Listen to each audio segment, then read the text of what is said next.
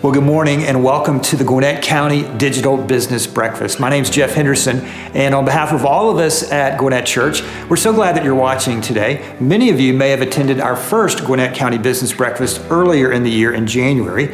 I think all of us would agree that a lot's changed since January to now. But what hasn't changed is the fact that we believe any thriving community must have thriving businesses. And we know in this challenging season for all of us, it's particularly challenging for business leaders. That's why we wanted to create today's digital business breakfast. We think you'll find this helpful today because we're going to visit with our great friend, Nick Masino. Nick is the president and CEO of the Gwinnett County Chamber of Commerce. And in my conversation with Nick, we take a look at 12 months out and talk about what the journey is going to be like for Gwinnett County business leaders and some practical tools and tips that you can implement now. Now, obviously, this is an ever-changing situation, and I recorded this last week with Nick, so even in the course of a few days, things have changed a little bit, but I think what you'll discover in my conversation with Nick is that he's going to provide some very helpful information and some encouraging information as we move through this together. So thanks so much for joining us today, and we're so glad that you're here for the Gwinnett County Digital Business Breakfast.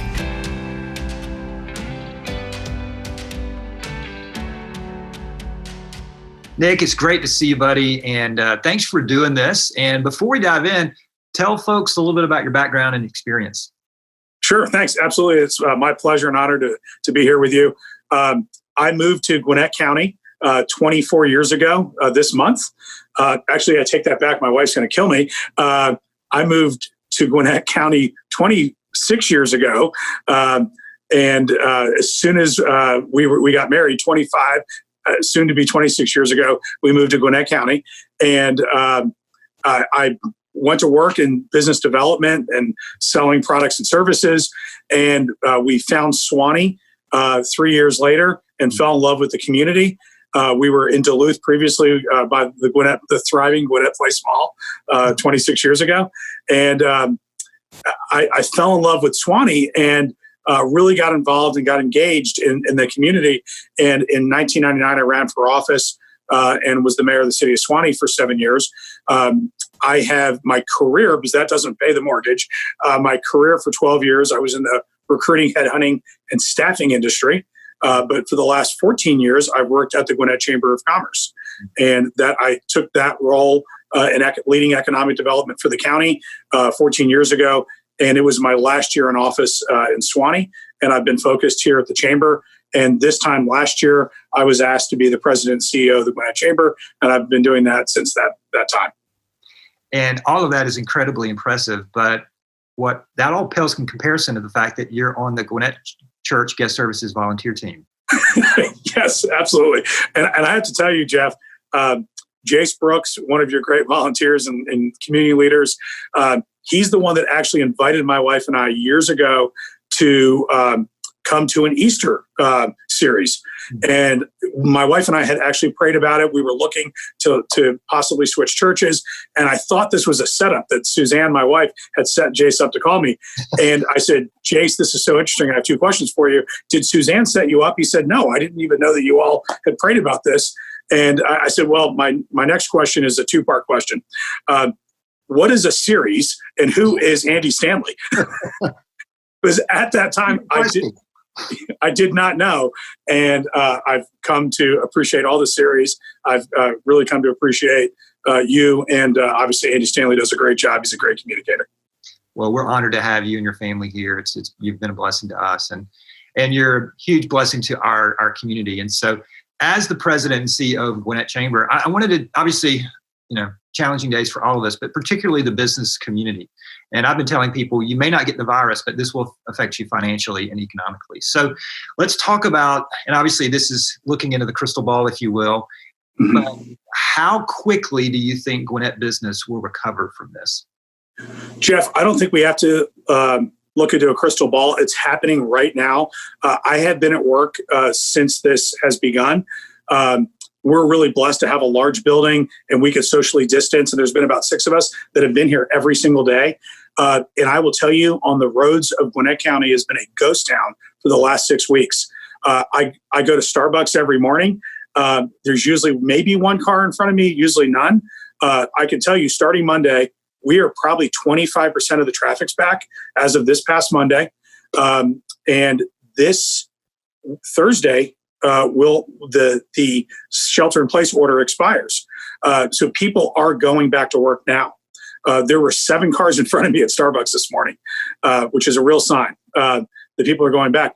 And I hope that everyone is following going back to work safely, following all the recommendations the governor has given us, the CDC has given us. But I think that is happening. The question I will just twist a little bit is, when will we be back to February employment numbers? And we were at less than 4% unemployed in Gwinnett County, and really most of this region. I don't foresee that we will be back there until probably February of next year. I expect, and the folks at the Federal Reserve Bank of Atlanta and the other finance and economic experts are all projecting this is not going to be a V. We're not going to shoot straight back up, but we're already rebounding. It'll look more like a U. And I hope it's a sharp U as possible. I hope it resembles a V, but it'll probably look more like a U. We'll be quickly getting out of this. This unemployment that we're experiencing is something we've never seen before. And we're encouraged. We are actually, our staff, we have had full employment. We're asking them to come back to work on Monday, the 4th. We'll be celebrating, obviously, May the 4th be with you on that day. But we hope we're creating a very safe environment. We've provided PPE, but we're expecting people to start coming back in droves. I clearly experienced it was a little bit of a surprise when I started driving to work on Monday, Tuesday, and Wednesday. And when I was going home, there was traffic. At least a dramatic increase from the previous weeks. And for those of you that are watching this on demand, Nick and I are recording this the last week of April. And so that's where we are. Nick, as you talk about trying to recover, what's some advice you and the chamber have been doing? We'll talk about this in a second, some providing online resources, which has been fantastic. But what advice are you and the chamber giving business leaders in order to try to come back and recover? Right. Well, we will be sharing with all of our members in the community our example of our back return to work plan and strategy. It's a multi-page document of procedures and policies, and we're sharing with everyone. You don't have to be a Gwinnett Chamber member. You don't have to be in Gwinnett. We're just sharing with anybody that's interested. I'm lucky to have traveled almost every corner of China and South Korea. And as we know, at this point in time, that was 6 to 8 weeks ago that they all went back to work. So 3 weeks ago, I started reaching out to the CEOs in both countries, asking, what is your return to work plan? What are the best practices you've learned? We incorporated their experience into our back to work plan. Then we compared that and connected that with the CDC plan and our governor's plan. And we feel like it's pretty comprehensive. We've thought about things. The great news, Jeff, that today, when you read the Gwinnett County Health Department stats on COVID cases and COVID deaths, it clearly points to we do not have, nor did we ever have a real pandemic in Gwinnett County. I promise you one thing I stopped doing weeks ago was watching the news because their job is to sell advertising, and it is very dramatic. And if it bleeds, it leads. And that's what every news program is. But if you look at the facts of how few people in Gwinnett County have been diagnosed with COVID, and many people said, well, we're not testing everyone. But if you look at the deaths, it has been, any death is sad, but we have flu deaths every year. It is dramatically small, the numbers. And I think the signs are, and Dr. Arona, who is really the leading authority in Gwinnett County, has communicated to us it's safe to go back to work. And there's a lot of fear and anxiety. And we're trying to ask business leaders, look at the facts, look at there's a daily report at noon and 7 every day with the COVID cases that have been reported and the COVID related deaths. Any death is sad, but the positive in that is if you look at the deaths, there have been 54 people that have died in Gwinnett County. 53 of them had a serious pre-existing condition that led to that death. They also happened to have COVID. The one person in Gwinnett County that passed away that did not have another situation or another health issue, he was 81 years old. And that was a relating factor, obviously. So I think that there's a lot of fear and anxiety. And if you watch Fox and CNN, it's going to make you even more scared. But if you look at the facts, it is a safe time now to go back. And I think that's a point for all of us, at least for me. I don't know where to get the information that is the most accurate information. So when you say information is released from 12 to 7, is that specifically about Gwinnett County, and where could we find that? Sure. Gwinnett County Health Department's website, that is, they actually, it's so up to date that they release the updated numbers at noon, and then again at 7. And they release it for the entire state, but it breaks down by each county. And so I go to the Gwinnett County Department's website and click on the updated report every day. That's fantastic. Thanks for providing that. I feel like we need to tweet that. If you didn't know, we need to let people know. Yeah. Well, that's great. I think that's helpful information. So let's talk about Gwinnett County going forward. What are you excited about this county post-virus? Well, first of all, I personally, I'm a connector. I like people. I like to, we may never shake hands again, but I look forward to seeing my coworkers that are all coming back on Monday. I look forward to when we're ready to come back to Gwinnett Church. That's what I'm looking forward to. But I want to backtrack and say our sophomore in college has been home for 2 months, and I absolutely love that. And if there's been a positive of anything, it's the family dinners we've had. They've been incredible. Sunday, getting up, sitting in the living room together and watching you and Andy Stanley, that's been awesome because our kids are running 20 different ways, and they've got GCIO, and so they don't always come with us on Sunday, so it's been awesome to do that. And then the conversations after. But Gwinnett County post-COVID, I'm really excited about what's happening right off of I-85 and Sugarloaf at the Infinite Energy Center and the incredible 12-story full-service Westin Hotel that, thanks to improved weather and no one's around, they're ahead of schedule. When have you ever heard of a construction project ahead of schedule? And so I'm really excited about that. I'm excited about all the projects that are happening in downtown Sugar Hill, downtown Swanee, and all the other great cities. And other than the Buford Highway construction project that I think might have about 12 more years to go, I'm not sure. I don't think that's on schedule, according to the mayor. But I'm looking forward to that getting done. And those are really fun things that I'm excited about our community. And today we learned that the Mall of Georgia is opening soon. And that's exciting. I haven't been to the Mall of Georgia in 4 years. My daughters and wife have, and they're very excited today. That's great. That's fantastic. You know, you and I have talked about this before, but in less than, in the next decade, Gwinnett County will be the largest county in the state of Georgia, which is phenomenal. So what does that mean going forward for the business community here? Well, number one, we have led for 30 years the job growth in Gwinnett County. We have led the population growth. And the reason why businesses and individuals, the reason why we moved to Gwinnett County, we knew we were newlyweds, we were going to have a family, and we went to where the best schools were. And every data point 26 years ago pointed to Gwinnett County. That's still true today. The reality is the school system's even better. I know you're a product of Norcross High School, and you turned out okay, I think.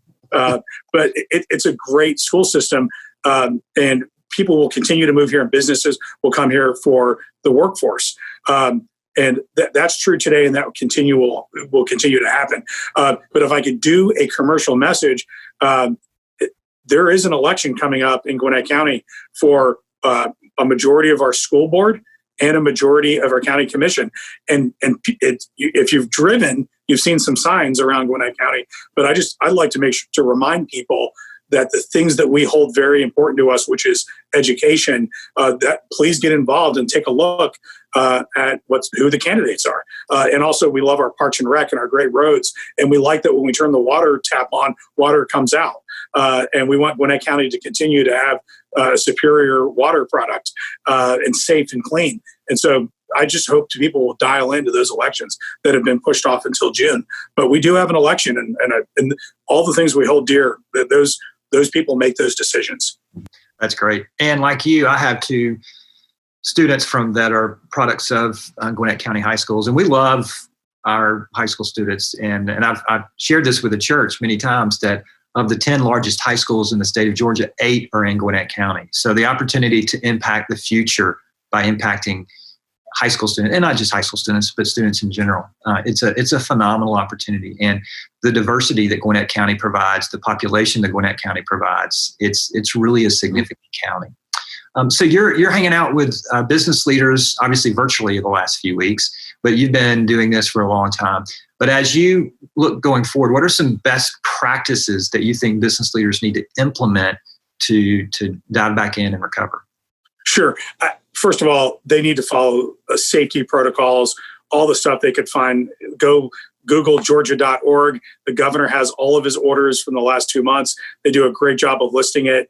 I would suggest that resource in the CDC. That's the basis of what we've done.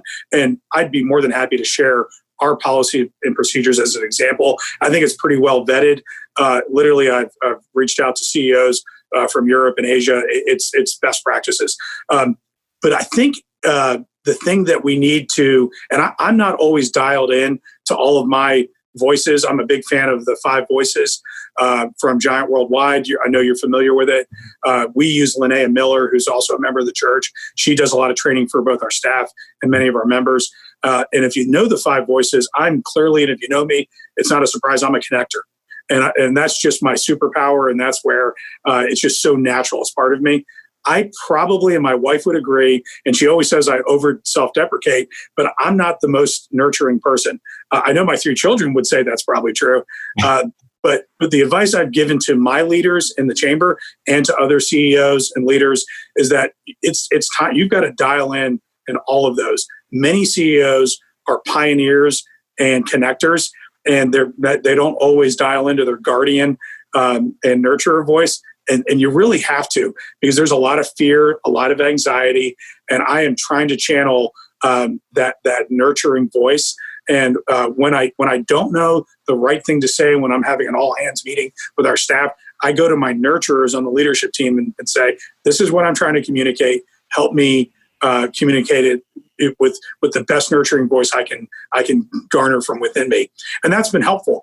And I think, Jeff, you know this. Just asking other leaders advice. We have some of our membership groups, they have asked, and we have created Zoom calls for leaders in certain industries to get together. And it's interesting. It doesn't matter what the industry is. They're all starting off with the same questions. It's very similar to the questions you started with me. How are you doing? How's it going? How are you dealing with all of this? And we all are feeling anxiety and stress. And one thing that I've shared with many leaders is we actually did a Zoom call with a counselor, and they did one on stress and anxiety. And it's one thing to share with everybody. If you're feeling stress a little or a lot, that is totally normal. The greatest leaders in the world right now are feeling a lot of stress, and that's common if you're sitting at home feeling that about your household or your business. Stress is normal, and you've just got to acknowledge it. And I think as soon as you acknowledge it, I'm feeling it, it kind of takes a little bit of it away. You've somewhat conquered it. So that's one thing that I've had a lot of conversations in Zoom. And I'll tell you what my new favorite thing is. I've been having meetings, lunch meetings in parks with other CEOs. And I'll go and say, "Hey, I'm going to go to Cheeky Taqueria. What do you want? Here's the menu. Let me know. I'll grab it." And we'll sit on the opposite sides of a park bench and have meetings. It's been great. That's fantastic. Yeah, and I think that's a great point. One of the things we can get drawn into are the things that we can't control, and that's never a great thing. So one of the things I've been telling leaders is to skill up and use this time. If you're a small business owner and you always wanted to have more time on how to grow your business via social media, well, just do Instagram tutorials on YouTube. So just skill up. And that's one of the many great things that the chamber provides. We're a chamber member at Gwinnett Church. So tell us some of the resources that that you all provide that could help businesses, not just in this time, but what you've already been doing. Sure, absolutely. When our county did a stay-at-home order, we knew that was coming, and we prepared a resource page at gwinnettchamber.org that is open for anybody and everyone. There's probably helpful things in there just for households, but that's available. gwinnettchamber.org. It's the first thing you see on the website. You click on it, and you can break it down into, go deeper into any specific topic. So that resource is there. But what we've done for our members and other business leaders is we have brought a portfolio of learning and networking opportunities. human beings, and we see this every Sunday at Gwinnett Church, is people like to gather and they want to talk. I mean, you probably have to kick them out of the building, at the end of the service, and we're all just sitting there mingling. And it's great, and it's human nature. But that's now just happening in a more social, MS Teams, Zoom, FaceTime, that's all happening. And so we've provided experts from the lieutenant governor to multiple U.S. congressmen on the elected political side. What are they doing to help us? But then we're bringing folks like Linnea Miller has done a series of awesome programs for us, for leaders to help focus on our 5 voices. She has a program this Friday. But today, and again, I know this is going to air later, we have Dr. Arona, who is the head of the Gwinnett County Health Department. And she's going to share with us that the data is pointed to and that the governor was correct, that all the signs are pointing it's time to go back to work and get back to our lives. We have to do it safely and healthily, is what I'm trying to say. And we can do that. There's just a lot of precautions. And again, CDC, Georgia.org, you can see all the governor's orders, which I think gives great advice. But we will continue to do the things that we've always done, which is bring learning experts to our members. And we used to do those events in a breakfast event or a lunch event where we were there breaking bread together. We're just doing it all virtually now. Great. And Nick, before I let you go, can you remind me again where we could find the Gwinnett health information? Sure. I apologize. I don't know the website off the top of my head, but if you Google, it's the Gwinnett County Health Department. What you'll find out is it's actually the Gwinnett County, it's the Gwinnett, Newton, and Rockdale Health Department, right. But it's headquartered right in Gwinnett County. Dr. Arona, she lives and works right here in Gwinnett County. And that's where you can find the daily COVID update report. If you just Googled Georgia COVID health report, you'll see it as well. Those, again, are updated at noon and 7 every day. And that data, if you drill down and look at that data, I have a BA in communications. Math is not my expertise, but it's very clear when I look, the only number that's growing is the cumulative number. And to remind people that have about a 7th grade math level like me, all that is just a total of all of the deaths or all the people with COVID. When you look at the daily average of new cases or the trend reports, every report other than the cumulative is down and has been down for almost 2 weeks, which is great news for all of us. Yeah, that is great news. Well, Nick, on behalf of all of us, thanks for what you do for our county. And thanks on behalf of us at Gwinnett Church, thanks for all that the Team Masino does for Gwinnett Church. So blessings and great health to you. And how can we follow along with Gwinnett Chamber? I know that you guys are active on social media. We are. We're on Facebook, Twitter, and Instagram, and maybe other places I'm not aware of. But everything is on GwinnettChamber.org. All of our events, GwinnettChamber.org/events. And I appreciate it. Thank you for letting me give you a plug. And to reciprocate, Jeff, I got to go because I got to get back to one of my favorite new books. Thank you. But maybe read that at the park bench today. Just read a book. All right. Yes. Thanks, Nick. Thank you so much. Good luck to everybody. You're in my prayers.